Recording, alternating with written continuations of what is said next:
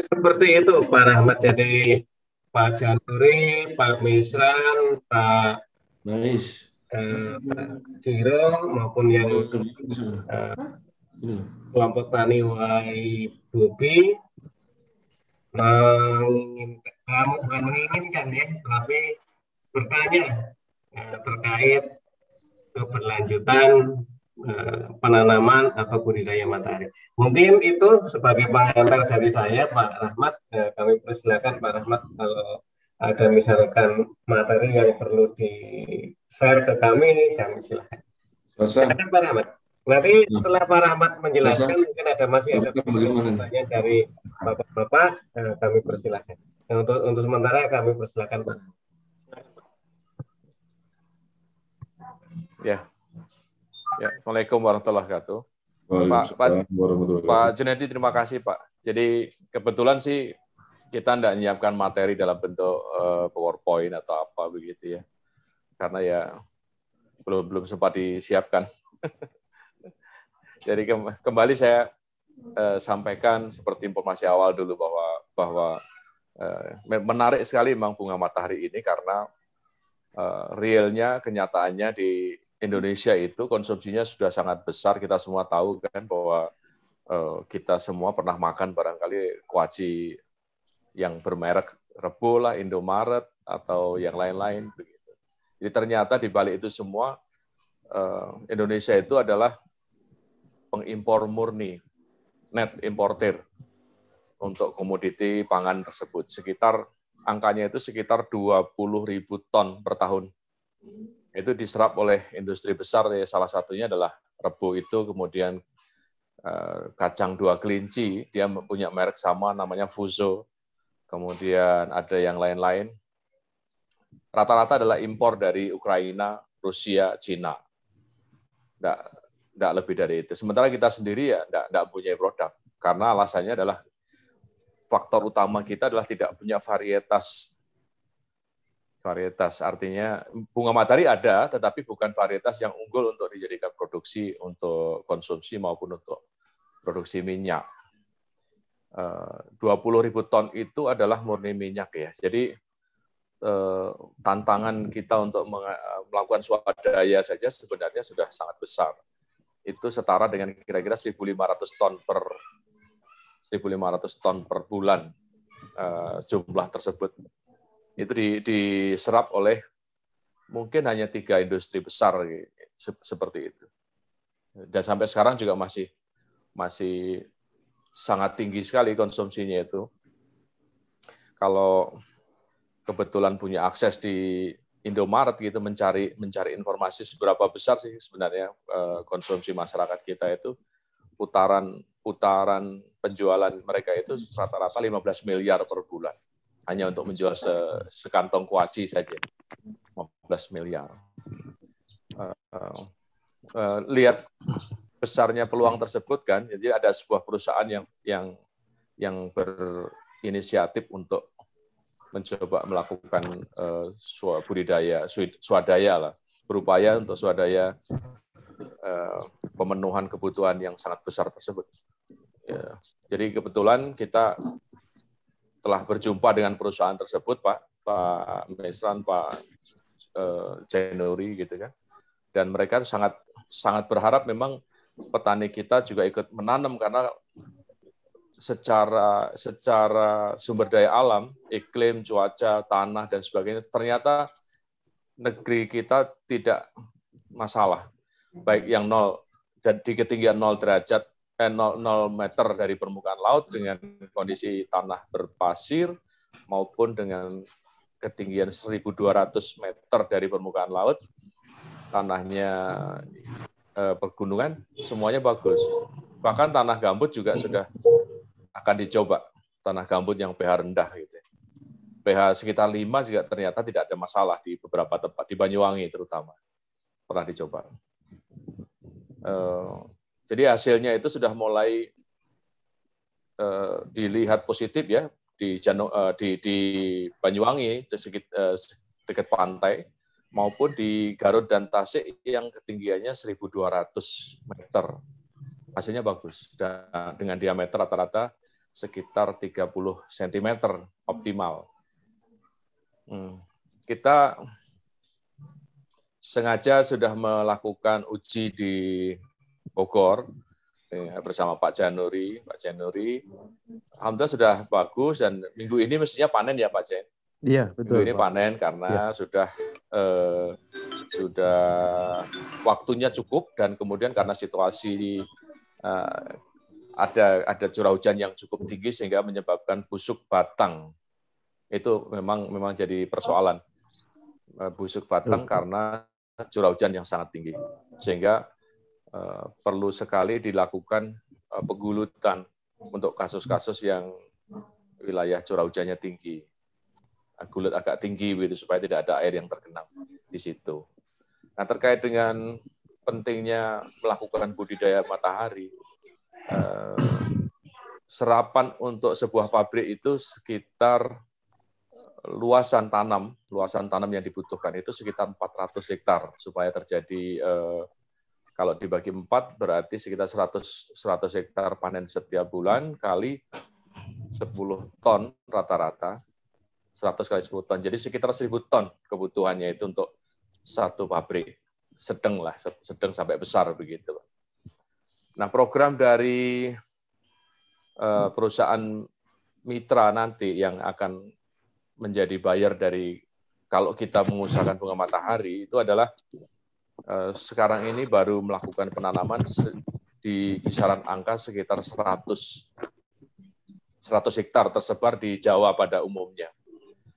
Belum ada di luar daerah, tapi segera menyusul dalam waktu dekat Kepulauan Riau, itu di daerah seberangnya Singapura itu mau menanam sekitar 40 hektar.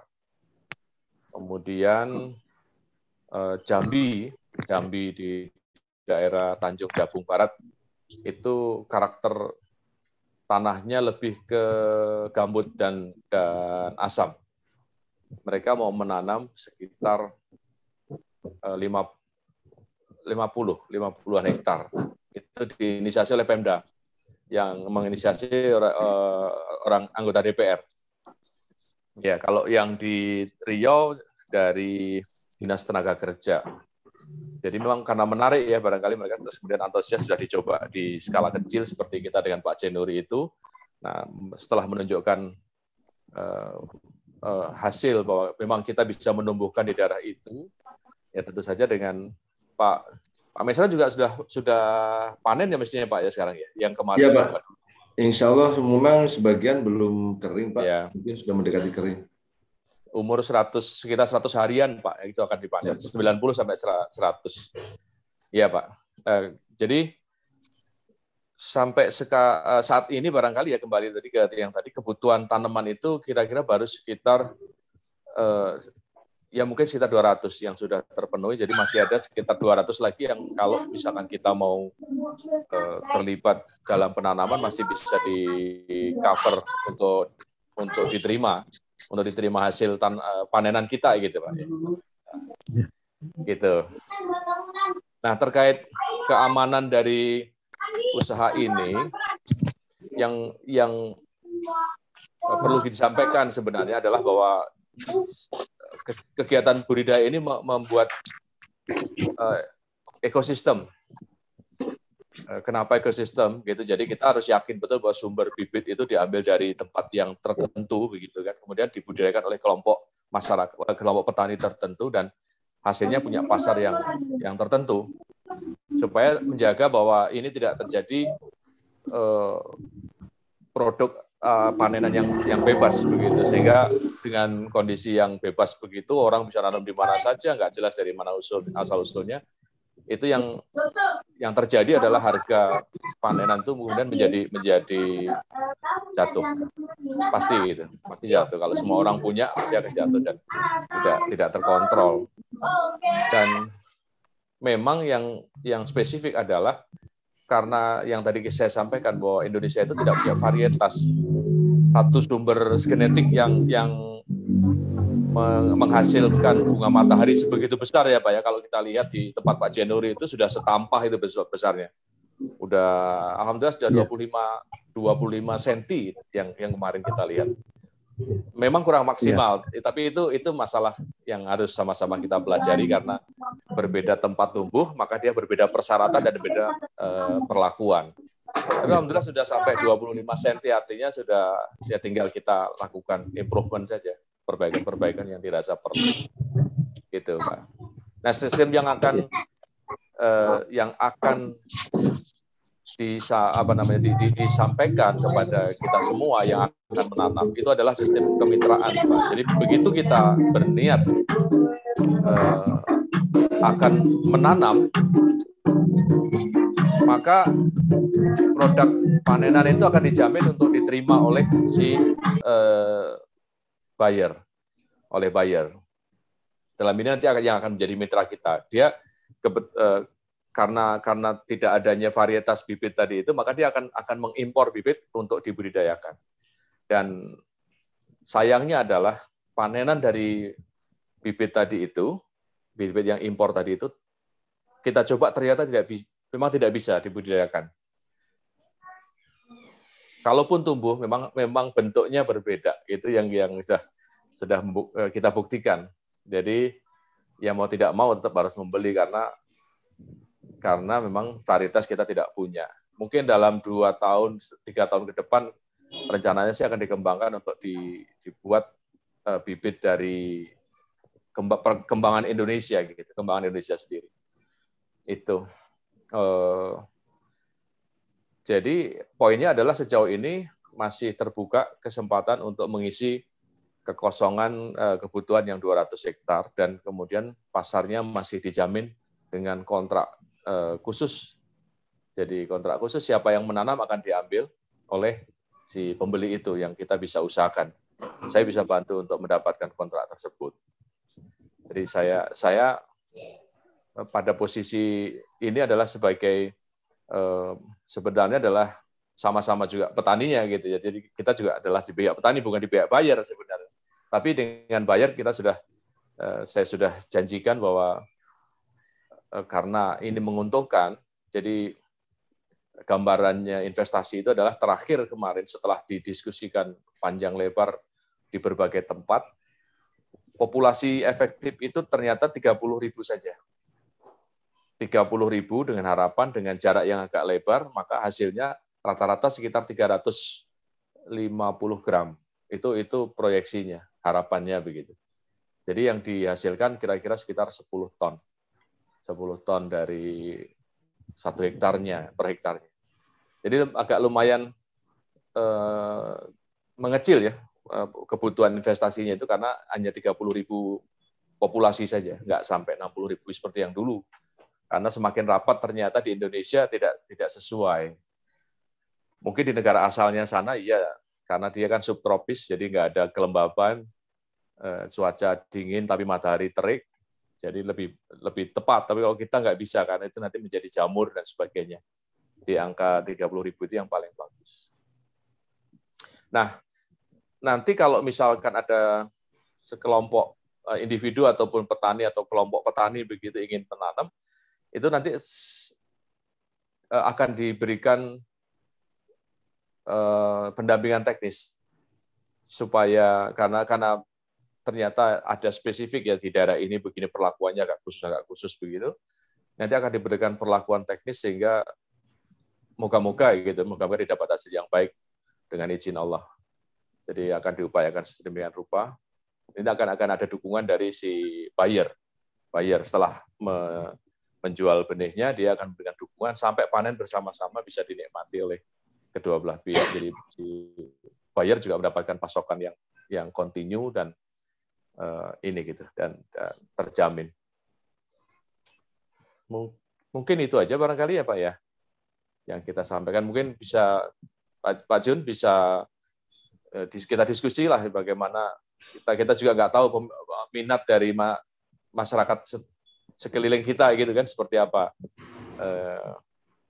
Kalau kelihatannya kalau di Pamijahan Pak Jen sudah kedatangan tamu banyak sekali gitu kan, dikunjungi banyak orang dan berminat kelihatannya. Dari tempat wisata sebenarnya Pak Jen. Saya rasa kita ini aja Pak, diskusi saja selanjutnya.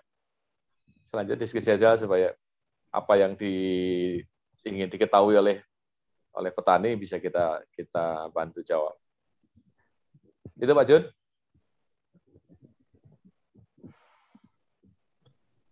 Yang tanda merah mikrofonnya diklik Pak Jen. Ya, suaranya. Ini di sini nggak bisa di. Kemana-mana ya. Oh iya, Pak Jen mati lagi. Tiket. Senggol dulu Pak. Nah. Ya udah. Pak Jen. Hal-hal yang perlu ditanyakan apa enggak? Iya. Baik, sedikit mati.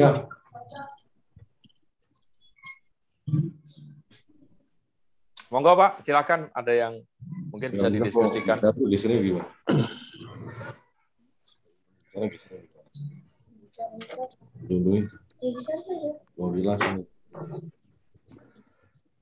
Pak Jen, di sekitar Pamijahan ada yang tertarik untuk memelihara barangkali Pak?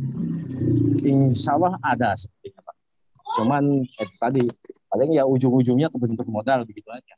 Kalau peminat kayaknya yang tertarik banget itu kayaknya bukan sedikit di Pamijahan. Insya Allah sepertinya kok banyak gitu loh.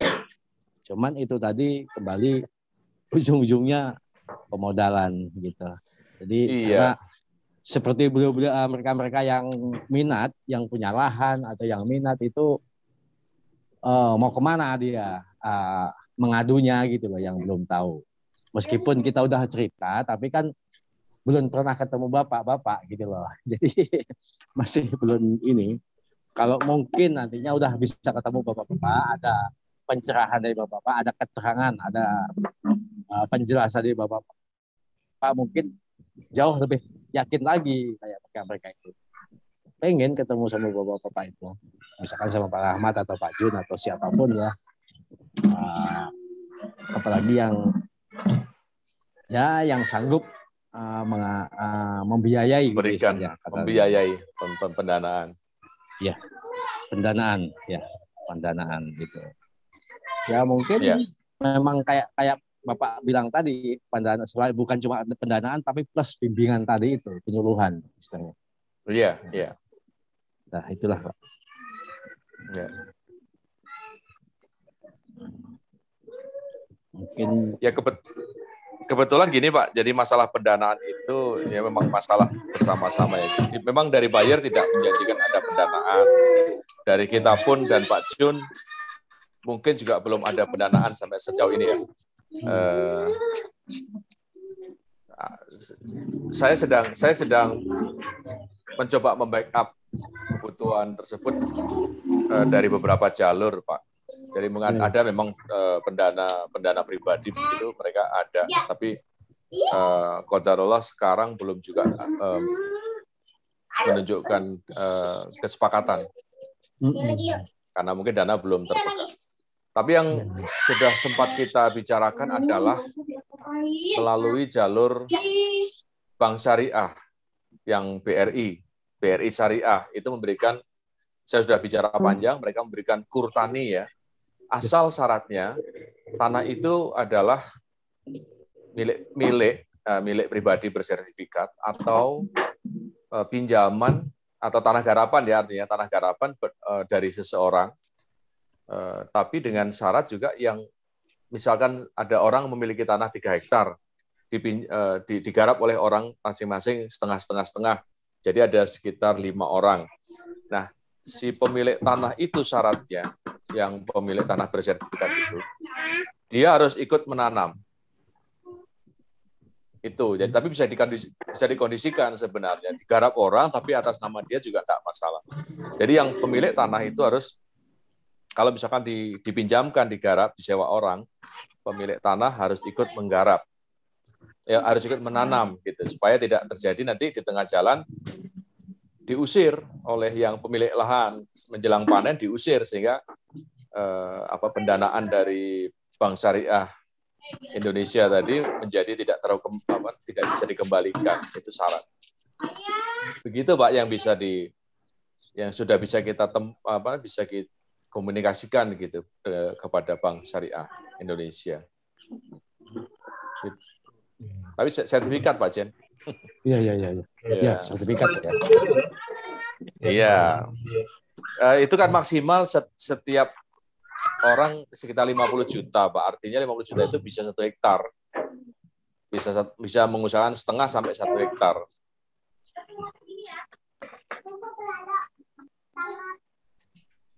Kalau nilainya, kalau tanamnya yang Bapak sarankan tadi 30.000 berarti cukup untuk 50 juta memang pas itu. Iya, 50 juta Pak, betul.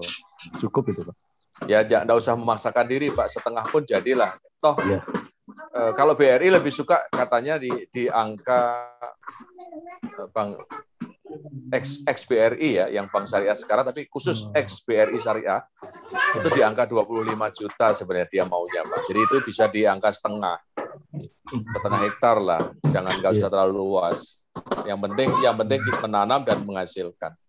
Nah, untuk membackup resiko kurang panen dan sebagainya itu biasanya ya lebih baik sebagian dibelikan ternak untuk membackup dalam setahun kan sudah ada hasil juga cukup bagus.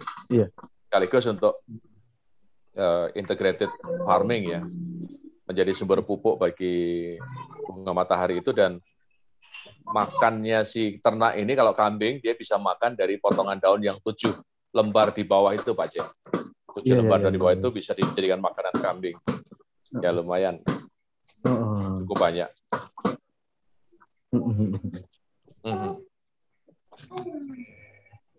Jadi itu ya Pak Jen, untuk yang pengembangan usaha bunga matahari untuk pihak Pak Rahmat maupun bayarnya, kira-kira mereka itu hanya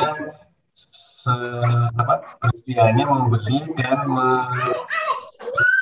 lebih begitu ya. Iya.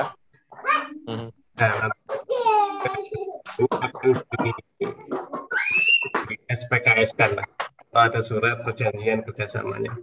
Jadi ruang lingkupnya nanti Bapak Nuri dan kawan-kawan petani yang akan bekerja sama untuk pihak petani dalam hal ini Prayer itu hanya akan memberikan fasilitasi bibit pasti dibeli oleh bayarnya, dan keduanya adalah memastikan bahwa ada bimbingan teknis. Lebih gitu ya Pak.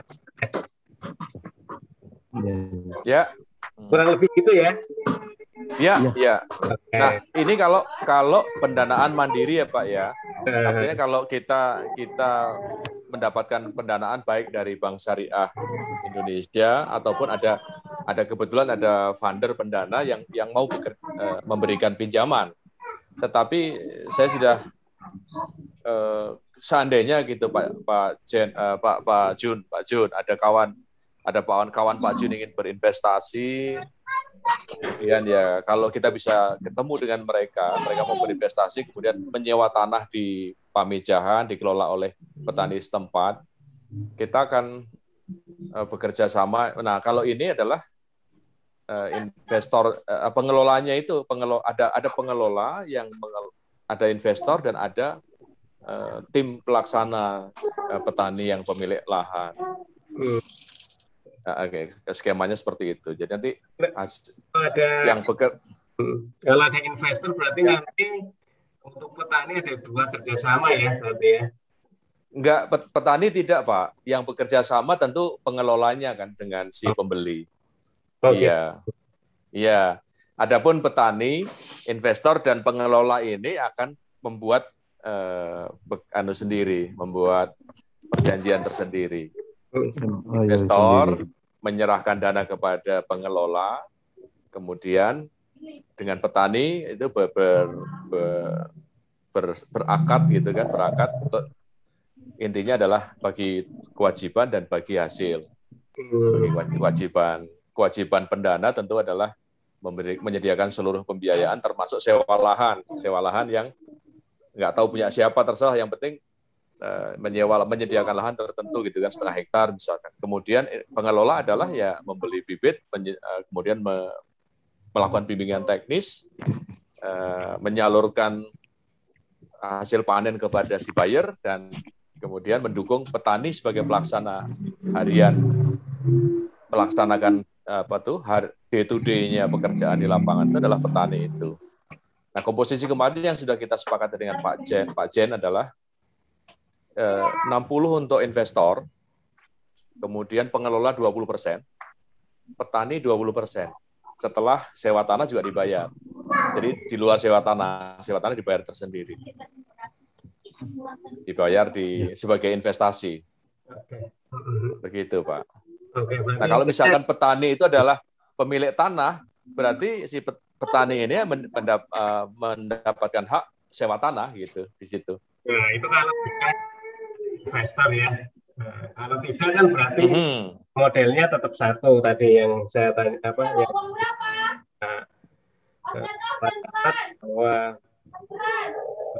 buyer dan petani melakukan akad. Iya, akad pembelian benih dan aja kan gitu. Dan buyer akan membeli seluruh hasil panen dari petani. Iya, buyer kita melakukan bimbingan teknis. Itu kan yang yang pertama lah ya. Kalau yang kedua ini kan nantilah kalau benar-benar ada investor. Kalau nggak ada kan berarti kan tetap yang mekanisme pertama yang kita gunakan. Iya, mekanisme pertama. Silakan ada yang lain, Pak Jiro kemarin atau Pak Misran, silakan. Assalamualaikum warahmatullahi wabarakatuh. Assalamualaikum warahmatullahi wabarakatuh. Jadi Pak Jun, Pak Jiro, Pak Rahmat, dan Pak Anu, saya mau menyampaikan sebenarnya kemarin waktu saya kiriman bibit yang 500 biji itu, saya sudah sampaikan ke petani-petani semua yang memang minat itu cukup banyak. Cuma permasalahannya sekarang masalah bibit yang memang saya menyampaikan ke pihak petani katanya terlalu mahal. Terus dan saya juga menyampaikan ke mereka ini kayaknya bibit ini bisa ditanam 2 kali. Seandainya nanti bibit yang 500 biji itu dibagi 3 petani, 1 orang ada yang 150, ada yang 200. Nanti kalau seandainya dikembangkan itu kan saya bilang bisa menjadi banyak. Cuma problemnya sekarang kira-kira bibit yang kedua itu kira-kira dia berubah enggak waktu ditanam lagi dari biji bunganya itu. Terus saya bilang saya nggak tahu, ini kan kita bertahap awal. Terus saya menyampaikan ke mereka, memang kemarin kita diinstruksikan dengan Pak Rahmat dan Pak Jun kalau bisa di lahan yang bukan sawah. Terus saya menyampaikan, saya sudah uji coba, bukan lahan sawah, di pegunungan, memang yang di dataran rata itu bagus, besar-besar. Cuman yang di miring-miring itu gagal, Pak. Iya. Miring-miring gagal. Terus dari pihak petani itu, mereka minta yang pembeli, Pak. Yang intinya pembeli sistem kerjasamanya seperti apa, terus harganya seandainya terjadi penanaman yang cukup luas, itu dia minta harga dan pembeli, Pak. Permasalahannya takutnya mereka nanti kalau seandainya dia panen, terus pembelinya nggak ada, mereka kan bingung. Dan disampaikan ke saya gitu, Pak Rahmat. Terus mereka menanyakan juga yang sampai ditanyakan Pak Jun tadi, kira-kira gimana sistem kerjanya, kerjasamanya seperti apa. Terus yang Pak Rahmat tadi memang sudah jelaskan, sekian persen untuk si buyer-nya 60%, sedangkan yang untuk pengelolanya 20%, petaninya 20% setelah bayar sewa lahan. Tapi ini nanti saya akan dicoba, kira-kira dari pihak petani menyepakati atau tidak, gitu Pak. Seandainya memang bibit itu mungkin harganya turun lah sedikit, saya menyampaikan mungkin petani itu tidak terlalu banyak komen, ibaratnya oh ya sekian, tanam 2 kali jadinya sekian. Dan gitu Pak. Mungkin Pak Rahmat mungkin bisa cari pandangan buat kita semua masalah bibit, Pak, kira-kira bagaimana bisa harganya terus dari harga per biji 1.000 turun dari Rp1.000, Pak. Itu aja Pak yang perlu saya sampaikan, Pak. Makasih Pak. Ya Pak. Ya baik. Baik. Pak, untuk yang ini yang pertama masalah ini adalah masalah bibit Pak ya. Ya. Ini kan sudah kita sampaikan di awal, ini adalah varietas hibrida. Barangkali untuk menciptakan, bukan menciptakan ya, artinya mengkombinasikan sifat-sifat genetis yang unggul dari beberapa jenis itu, kita semua tidak punya sumber genetis. Kita Indonesia itu tidak punya varietas satupun yang berukuran besar. Jadi ini murni adalah hibrida, Pak. Hibrida itu di mana-mana tidak, keturunan keduanya tidak bisa dibudidayakan. Saya dengan Pak J sudah mencoba dan hasilnya tidak seperti yang diharapkan, Pak. Iya, jadi tidak bisa. Bentuknya berubah. Padahal spesifikasi dari biji yang akan diolah menjadi bahan makanan itu adalah panjang dan besar. Tapi ternyata begitu dicoba di generasi kedua, jadi anakannya ini ditanam, dia bulat, Pak. Dia bulat. Jadi kalau misalkan kita masuk ke sistem sortasi, maka bibit yang itu tertolak semuanya, ya percuma juga ujung-ujungnya. Kita tidak bisa menanam. Ya. Lalu kenapa mesti harus membeli? Memang akan tetap diupayakan untuk menghasilkan produk. Saya nggak tahu secara teknik pemuliaannya seperti apa. Karena untuk menghasilkan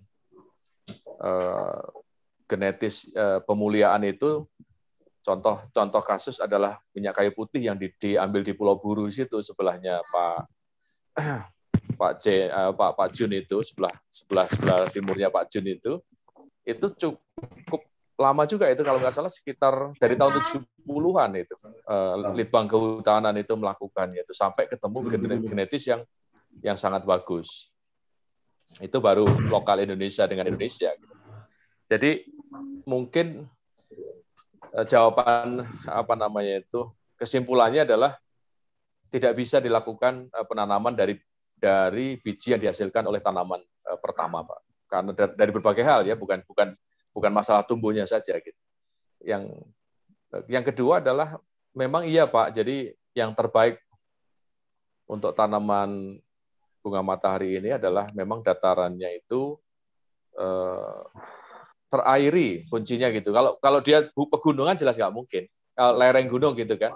Lereng gunung kalau tidak dibuat terasering nggak mungkin, Pak. Terasering pun juga harus ada air gitu. Karena meskipun tanaman ini tidak tahan terhadap genangan, tapi dia tidak juga bisa kekeringan. Saya beberapa kali menanam memang layu dia, Pak. Layu. 3 hari sekali harus dilakukan perendaman parit sebenarnya, perendaman parit antar gurutan itu. Sebenarnya begitu, dibasahkan. Tapi nggak boleh menggenang becek, nggak boleh. Jadi yang paling bagus itu adalah tanah pasir sedikit berlempung. Nah, kalau tanah di tempat Pak Jen itu adalah lempungnya lebih dominan daripada pasirnya di Pamijahan, Bogor.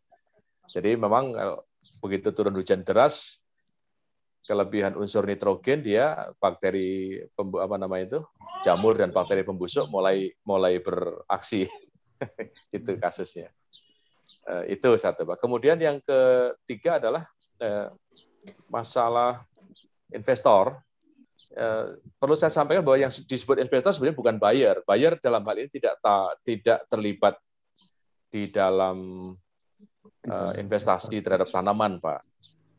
Karena dia berkewajiban untuk membeli seluruh, pertanyaan saya kepada mereka adalah karena mereka berkewajiban membeli seluruh panenan dari petani yang bermitra dengan mereka, maka dia tidak ingin dibebani oleh pembiayaan penanaman gitu. Tapi dia fokus kepada menyediakan dana, asal petani punya barang, dia harus membayar. Ini dia, komitmen dia itu. Jangan sampai petani tertunda pembayaran ketika mereka menyetor bibit yang ditanam oleh mereka dari biji yang mereka beli dari perusahaan tersebut. Yang saya maksud investor tadi adalah pihak lain yang mungkin sanggup untuk jadi kalau misalkan di Seram nih ada orang investor hartawan gitu, kemudian menghubungi Pak menghubungi Pak ini tadi, tolong kelola petani gitu kan, Pak. Terus kemudian Pak ini menjadi Pak Bapak menjadi koordinator dan pengelola, maksudnya pada posisi pengelola. Seperti itulah kira-kira gambarannya. Menjadi pengelola yang mengkoordinir petani gitu, Pak. Ya, saya tidak terlibat, saya hanya akan membantu Pak yang di Seram itu untuk ini, Pak, untuk berkontrak dengan buyer yang di Bandung, di Jakarta, Jakarta. Nah, harapan kita sebenarnya adalah dapat investasi dari pembiayaan dari itu tadi, bank syariah tadi, dengan sistem KUR, Pak. Itu langsung petaninya langsung berkontrak dengan pembeli, gitu, dengan buyer. Ya, jadi ada dua, kalau petaninya pasti ada dua kontraknya. Satu kontrak pembiayaan dengan bank itu sendiri, itu pribadi masing-masing petani ya Pak ya. Kemudian petani dengan buyer dijamin pembelian seluruh produknya Pak. Kalau harga mungkin di kisaran 16.000 itu sampai di Bandung gudang buyer Pak. Jadi kira-kira kalau kita kirimnya dari Ambon ya dalam jumlah besar, satu kontainer 20 ton gitu Pak, 2 hektar panen, itu bisa lah sekitar Rp1.000 per kilo sampai Bandung. Jadi net diterima petani itu di 15.000 Pak. Iya, di 15.000. Kali 10 ton itu ya sekitar 150 juta. Nah, biaya yang dibutuhkan berapa? Itu kalau ini kita bicara 1 hektar, jadi itu populasi ideal adalah 30.000. Terakhir itu posisinya. 30.000 itu tanaman populasi ideal. Itu 30 juta kan Pak, si bibit. 30 juta. Kemudian hasilnya kenapa kalau dirasa mahal gitu kan, kalau dirasa mahal, ya kita melihatnya kan hasilnya Pak.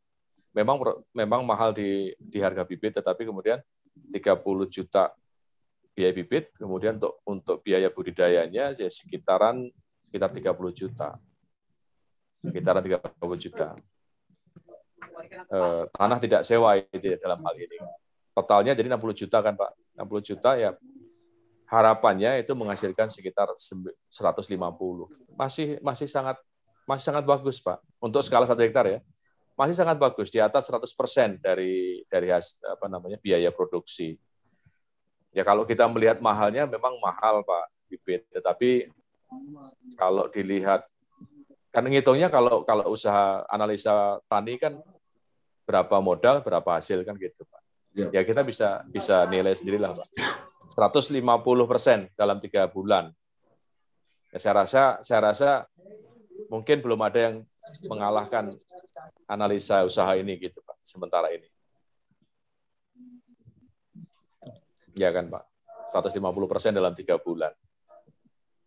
Ya kalau untuk analisa finansialnya ya sangat layak untuk diusahakan. Ya mungkin kalau misalkan uangnya nggak cukup, ya jangan 1 hektar.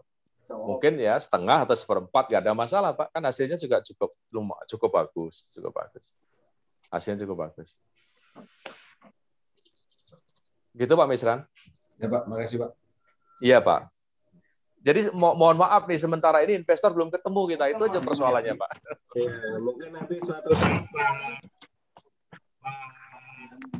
Ahmad bisa menghubungi buyernya ya, atau mungkin juga mudah-mudahan ada investor kalau BRI Syariah itu tadi ya mudah-mudahan bisa kita pertemukan lah untuk meyakinkan Pak Jainur. Ya moga-moga kita berharap bisa mendorong Pak ya, membantu petani ya Pak ya. Sekarang saya sedang memproses di Malang Pak Misran sebagai informasi kan. Malang itu sekelompok petani kira-kira sekitar 20 hektar. Itu mereka berniat menanam. Nah, kemudian dari pihak kami itu mencoba menghubungi BRI untuk memberikan, karena kita dengan BRI Pusat, salah satu kawan saya itu dengan BRI Pusat, perusahaannya itu sudah melakukan MOU untuk membantu BRI. Ini masih BRI ya, belum BRI Syariah, belum BSI. Tapi sama, mereka punya tugas untuk menyalurkan KUR kan dari pemerintah, itu kan wajib itu hukumnya mereka untuk menyalurkan dengan baik begitu Pak. Mereka itu meminta kita untuk membantu tolong salurkan kur ini kepada pihak-pihak yang berkompeten begitu. Artinya usaha taninya itu bagus, petani dijamin untung, uangnya Bank Syariah atau BRI itu aman gitu. Itu aja Pak tugas kami itu. Tugas si teman ini. Nah, moga-moga program ini bisa kita bawa ke sana Pak Misran, ke Seram, ke Ambon gitu. Moga-moga. Ini case-nya adalah Malang ini sedang tahap Pak. Jadi yang berkontrak itu adalah si buyer itu sebagai pihak yang berkewajiban untuk membeli, itu dia juga ikut menghadap ke bank. Kemudian bank sendiri akan memberikan kucuran dana, petani kami sebagai pendamping teknis, kemudian petani sebagai penerima dana, plus pupuk Kaltim sebagai berkewajiban untuk mensuplai kebutuhan pupuk bagi pekerjaan ini gitu Pak. Pupuk Kaltim wajib. Iya Pak. Iya Pak. Pupuk kita juga ini Pak Misran. Sebagai informasi, pupuk kita juga distributor pupuk Kaltim Pak. Menjual mendistribusikan pupuk Kaltim, NPK, urea, dan beberapa jenis yang lain. Sekarang kebutuhan pupuk di Seram mesti juga banyak Pak ya, Pak Misran ya? Ya, banyak Pak. Kebetulan sekarang kan pupuk lagi susah Pak di Seram nih Pak. Betul Pak. Ya, kalau ada kebutuhan bisa kita bantu Pak Seram Pak. Kita punya stok kuota 5.000 ton Pak. Urea NPK. Ya. Jenisnya pupuk apa saja Pak? Kaltim, pupuk Kaltim Pak. Produksinya pupuk Kaltim. Jenisnya urea, NPK. Yang NPK itu NPK campur Pak kalau mereka Pak. Kalau pupuk Kaltim itu mix dari yang sudah jadi Pak. Antara urea, fosfat sama kalium. Mereka campur sudah jadi masing-masing. Jadi 3 itu Pak. Terus kemudian sama ini pupuk organik Pak. Pupuk organik yang membantu itu tadi penguraian fosfat, penyerapan kalium dan urea. Oke Pak Misran, berarti intinya yang tadi ditanyakan Pak Misran sudah jelas ya, terutama bibit dan jenis itu Pak Misran.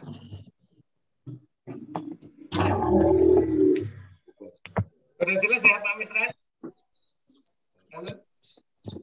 Suaranya kurang jelas Pak. Kurang jelas. Ya.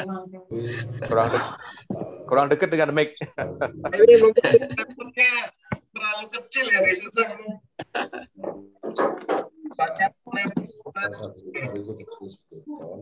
Pak Misran?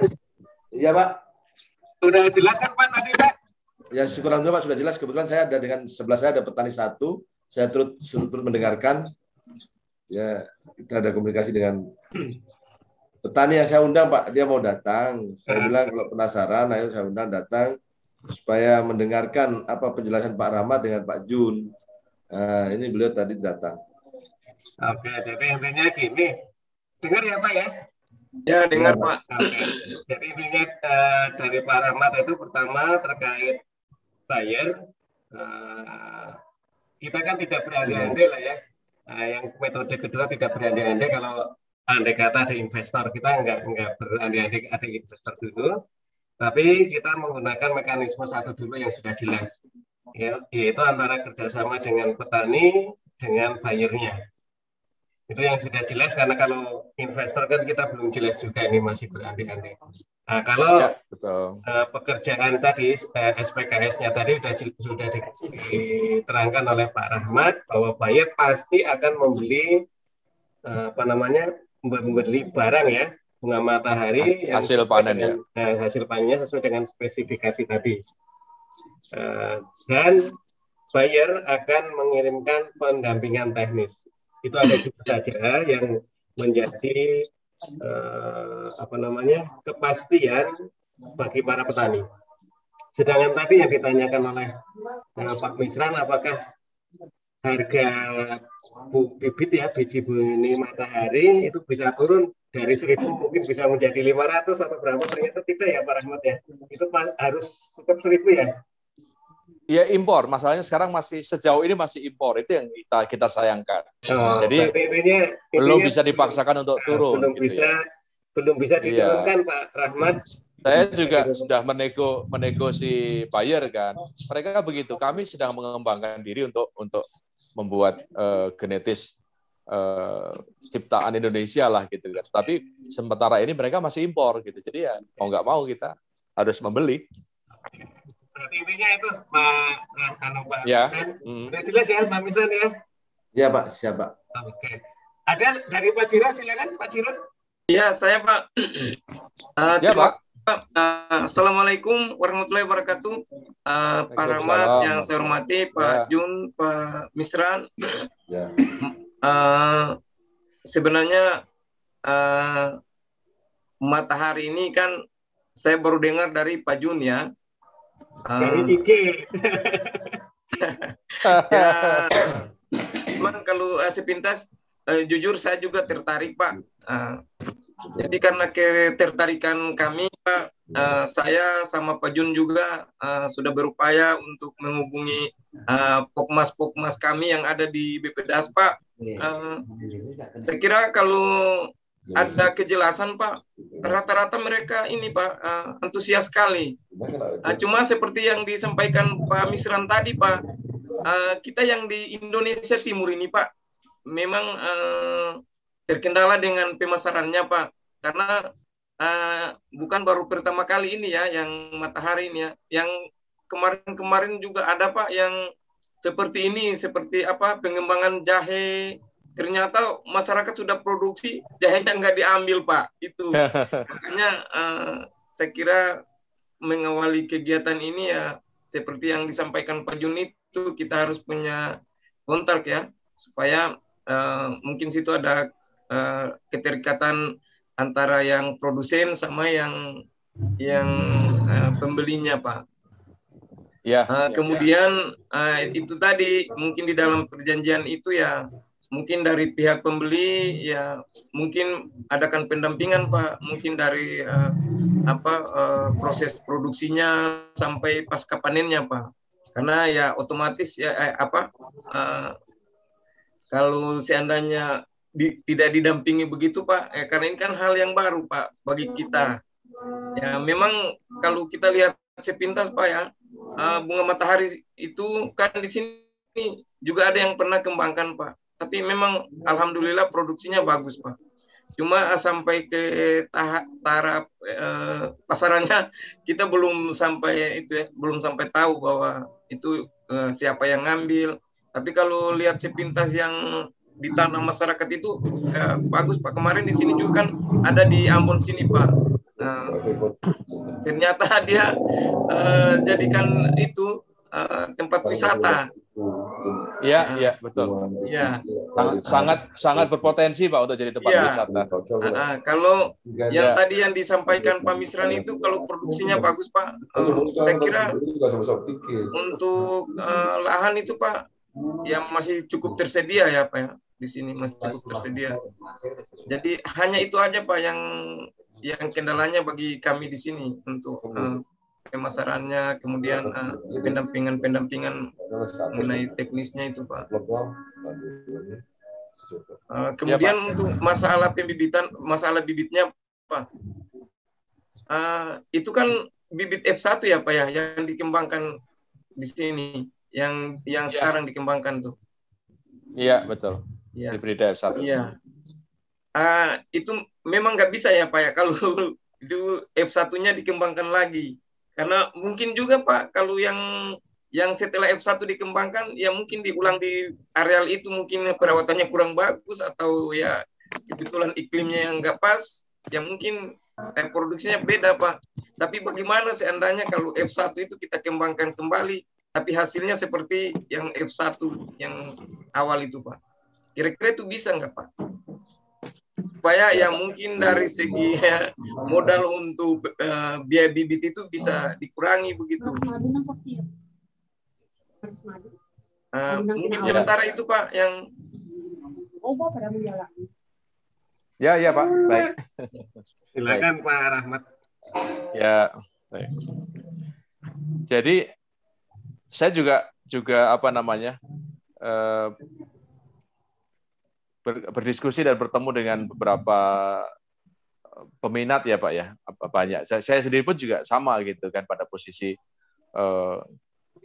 pasti kalau orang berusaha itu harus start dari belakang Pak. Jadi malah yang kita kan gitu prinsipnya itu. Start kita itu dari pasar, bukan dari apa yang keinginan kita mau tanam gitu.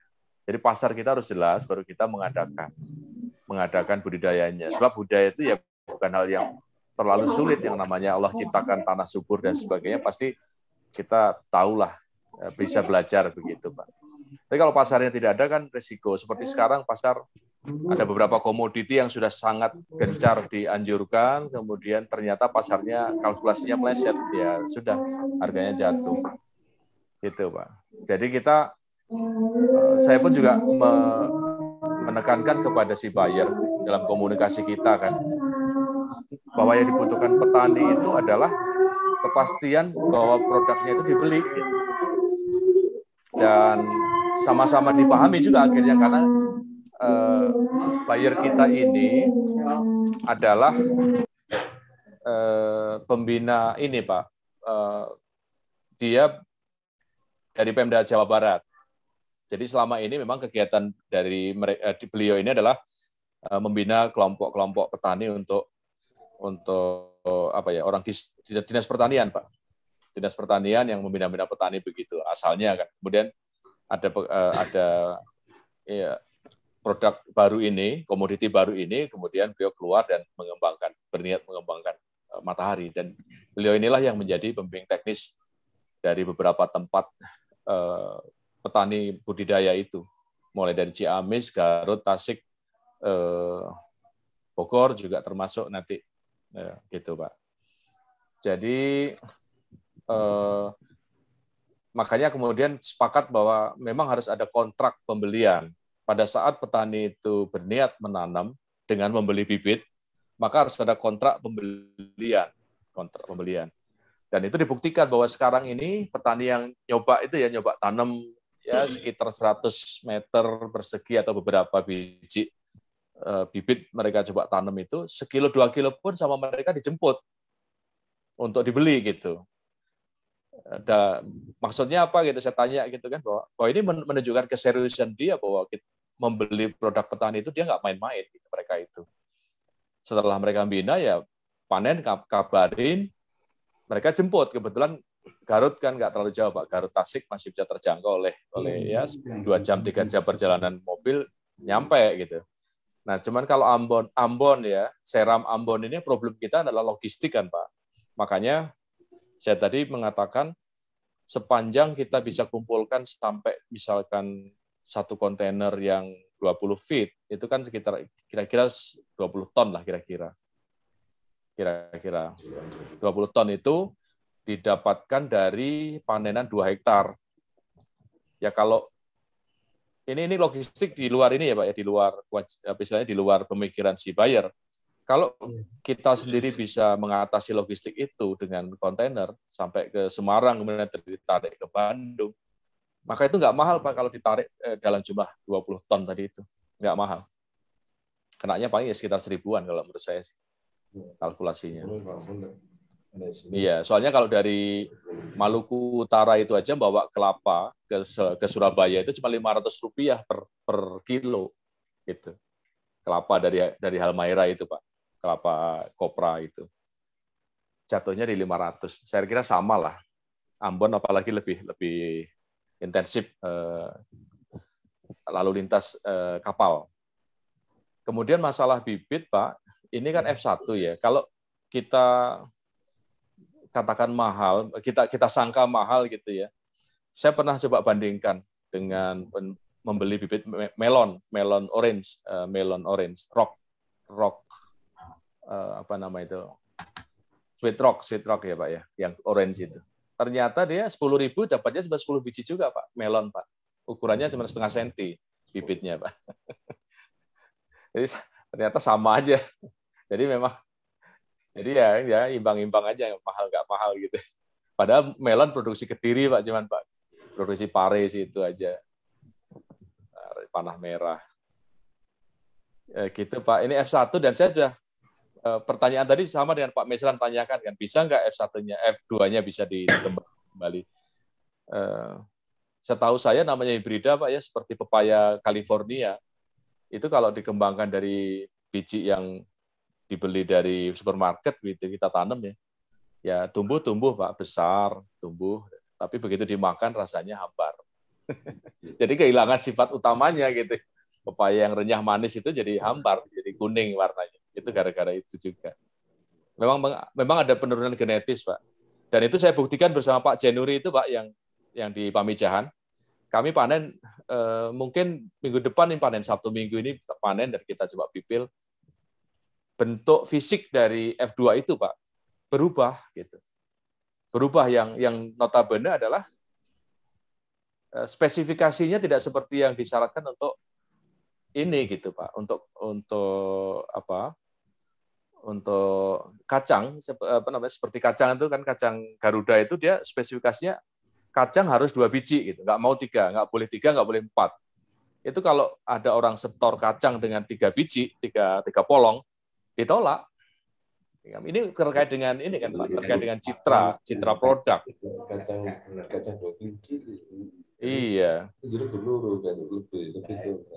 Jadi itu Pak. Jadi kalau misalkan kita bisa tanam dan menghasilkan dari F1 tadi menjadi F2 tadi itu sifatnya sudah berubah pasti. Itu karena saya sudah tanam bersama Pak Jen di Pamijahan.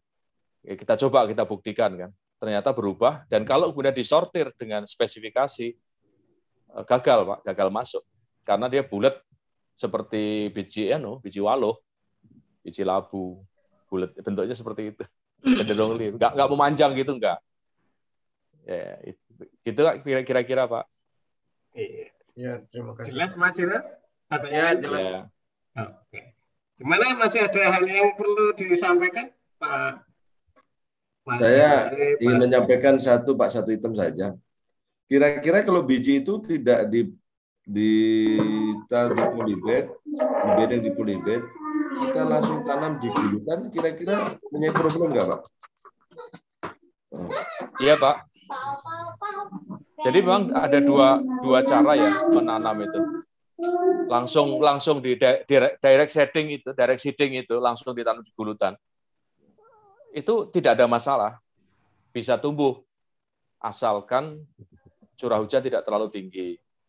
Karena kalau direct seeding itu pada saat kita umur masih 5 hari sampai 10 hari begitu, apalagi 3 hari ya Pak baru kecambah itu kok kelihatannya menjadi lalapan sedap itu Pak itu. Belalang senang sekali itu, belalang, cacing, semut itu semua makan Pak. Jadi kita akan kewalahan mengatasi itu problemnya, dan bisanya sih bisa. Sepanjang kita bisa antisipasi serangan semuanya hewan-hewan tadi itu ya mungkin akan berhasil. Tapi resikonya agak besar Pak dibanding dengan kita melakukan persemaian dulu. Jadi kita semai itu dalam kondisi seed sudah cukup kuat gitu, akar sudah jadi, daun sudah siap, batang sudah. Jadi kalau ada serangan itu ketika dia berumur 11 hari di persemaian, itu yang diserang paling larinya ke daun, bukan ke batang.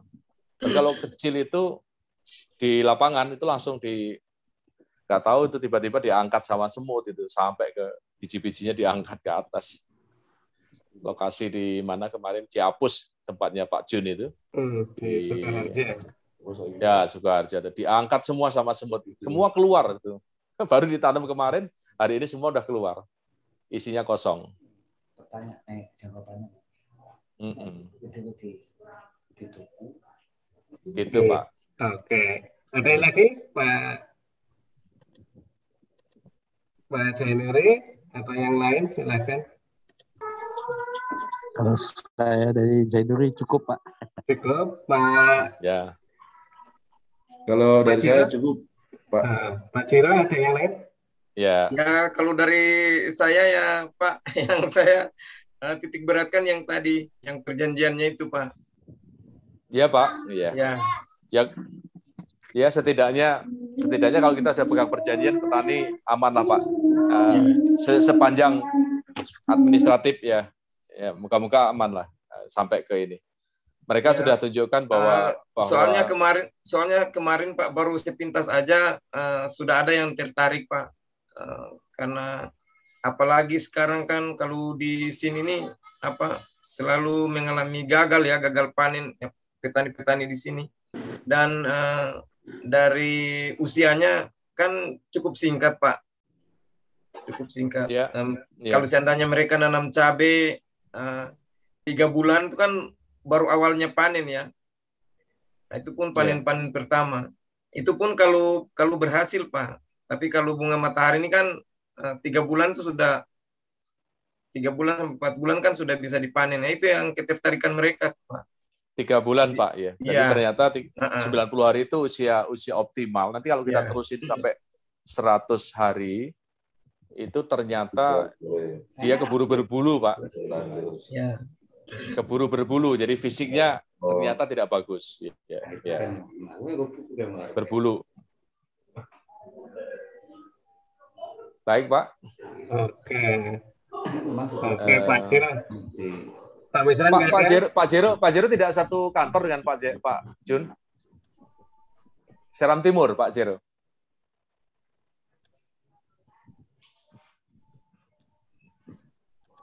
Pak Jiro itu satu kantor dengan saya nih. Oh, sebelah kamar aja itu berarti Pak? Oh enggak. Kebetulan Pak kita kan banyak pokmas-pokmasnya Pak di desa-desa tuh. Ya Pak. Ya. Saya kira kalau hanya. Tapi ada Pak ya, maaf Pak. Jadi perlu dipertimbangkan. Ambon ini kan problemnya di logistik ya Pak ya. Kalau ya misalkan tadi harga 16.000 sampai Bandung, itu kita kan harus mengatasi masalah bagaimana diangkut dengan murah ke Jawa. Itu Pak. Untuk dipertimbangkan lah. Jadi kalau ukuran jumlahnya besar, murah pasti angkutannya, logistiknya. Kalau masalah angkutan logistiknya Pak, sekarang setiap kabupaten tuh ada yang kapal langsung Pak. Kapal barang itu kan sekarang di setiap kabupaten tuh ada kapal barang Pak. Kalau di Maluku sekarang.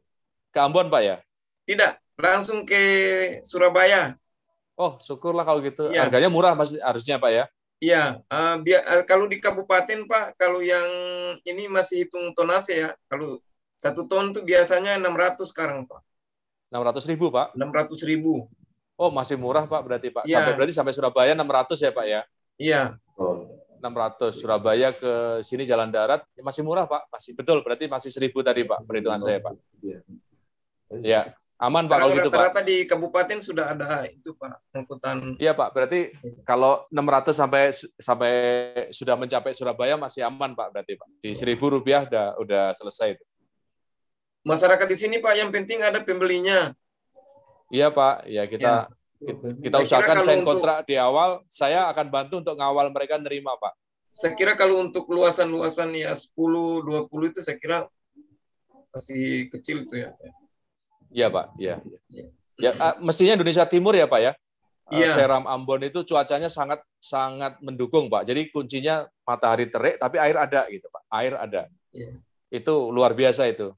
Itu sangat kondusif lah ya untuk pertumbuhan bunga matahari. Oke, ada lagi? Untuk sementara. Baik Pak, nanti dijadwalkan lanjut. Kalau sudah mau menanam, boleh kita zoom lagi Pak. Kalau sudah ada rencana mau tanam. Soalnya ini kan komoditi yang baru bagi kita Pak ya. Jadi mungkin dari proses produksinya, kemudian pasca panennya harus didampingi Pak. Walaupun lewat Zoom begini. Aman Pak, ya jadi nanti dibuka channel WA langsung Pak. Jadi kalau ada masalah misalkan Pak ini kok ada serangan ulat seperti kenapa ini, nanti langsung komunikasi Pak.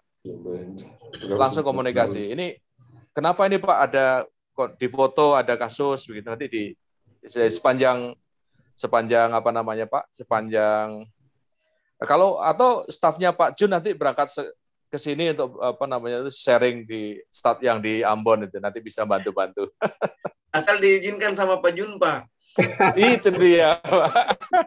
Nanti di situ jadi Pak, jadi apa namanya, masuk diklat dulu di sini kan Pak, nanti di situ sharing sama petani. Kalau ada masalah yang besar baru koordinasi langsung dengan yang rekan kita tadi yang dari tadi Pak, yang pembimbing masyarakat Jawa Barat tadi itu Pak, Jabar tadi Pak. Ini juga kan mendukung program kehutanan Pak, supaya masyarakat enggak selalu merambah hutan. Padahal kalau saya sih punya usul ya Pak ya, dikomunikasikan dengan Bank Syariah tadi Pak, itu mereka mau kok Pak, asal tanahnya bersertifikat.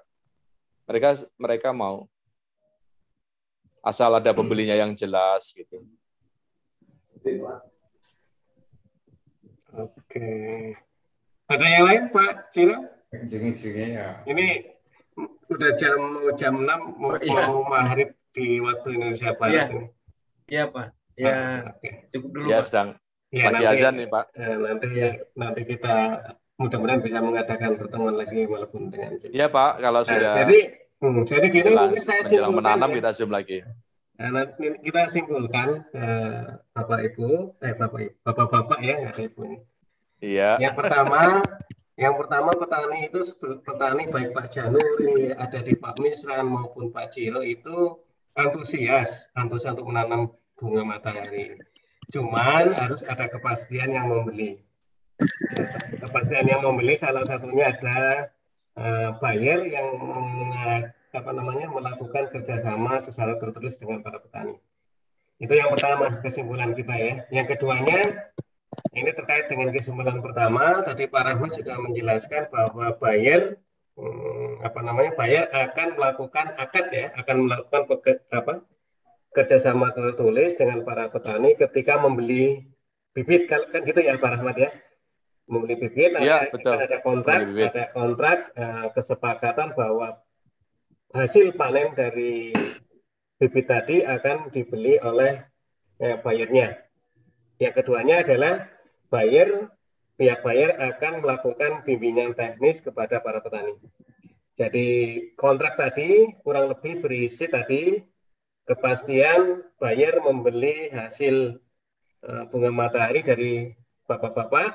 Yang keduanya adalah buyer akan memberi bimbingan teknis terkait budidaya tanaman atau bunga matahari tadi. Itu kesimpulan yang kedua. Kesimpulan yang ketiga, kita Pak Rahmat akan berusaha untuk mencarikan investor ya, entah itu pribadi, entah itu lembaga keuangan atau lembaga yang lainnya, terkait tadi permodalan, karena para petani tidak semuanya memiliki modal yang cukup di dalam pengembangan usaha budidaya bunga matahari. Nah, untuk hal ini tadi Pak Rahmat juga sudah menjajaki yang seperti di Malang dengan Bank BRI Syariah kalau nggak salah tadi ya. Nah, mungkin nanti kita juga bisa diterapkan lagi dengan Pak Januri, Pak Misran maupun Pak petani-petaninya yang di Pak Ciro. Terus yang keempatnya, yang tidak kalah pentingnya ini Pak Rahmat, karena kepastian tadi dari poin 1 dan 2, mungkin untuk mempercepat lagi kepada Pak Januri, Pak Misran maupun Pak Ciro, mungkin ada semacam pertemuan dengan bayarnya Pak, atau tadi ada yang wakil dari buyer semacam pembina teknis yang dari Jawa Barat, nggak apa-apa. Kita agendakan apakah dengan Zoom atau dengan apa nantinya kita agendakan. Jadi mungkin itu ada 4 kesimpulan ya Pak Rahmat ya. Pak tadi ya. Mungkin mudah-mudahan kesimpulan ini sudah jelas ya. Kelimanya ternyata bibitnya tidak bisa turun Pak, dari 1000 ke bawah tidak bisa turun Pak Misran. Ini ada 5 kesimpulan ya. Ada 5 kesimpulan kalau bibit tidak bisa, harga bibit tidak bisa diturunkan, tetap 1000 per biji. Karena tadi ada biji ini adalah ekspor dari Malaysia dan sebagainya, dan belum ada di Indonesia. Mungkin itu ada 5 hal yang menjadi penekanan saya, dan mudah-mudahan terutama simpulan 1, 2, 3 dan 5 menjadi perhatian penting kepada Pak Rahmat untuk bisa mengkomunikasikan dengan pihak buyer maupun dengan pihak pembina teknisnya Pak. Nanti kita bagaimana caranya, apakah dengan Zoom atau dengan apa, kita bisa bertemu kembali. Kemudian ketika Pak Januari maupun Bapak Hani yang membeli lagi langsung dengan kontrak Pak. Jadi mereka akan lebih lebih percaya lagi untuk mengembangkan budidaya bunga matahari ini. Mungkin itu yang ingin kami sampaikan. Saya ucapkan terima kasih kepada Rahmat. Baik, terima kasih semuanya Pak. Ya. Sudah menjelaskan terkait budidaya bunga matahari ini, dan saya juga ucapkan terima kasih ke Pak Januari, Pak Misran, Pak Jiro, karena khususnya Pak Misran dan Pak Jiro ini kelompok taninya banyak Pak. Jadi mudah-mudahan nanti beliau-beliau bisa menjelaskan kepada petani-petaninya. Mungkin itu yang ingin kami sampaikan. Baik Pak. Assalamualaikum warahmatullahi wabarakatuh. Waalaikumsalam warahmatullahi wabarakatuh. Terima kasih Pak. Ya. Terima kasih Pak. Oke.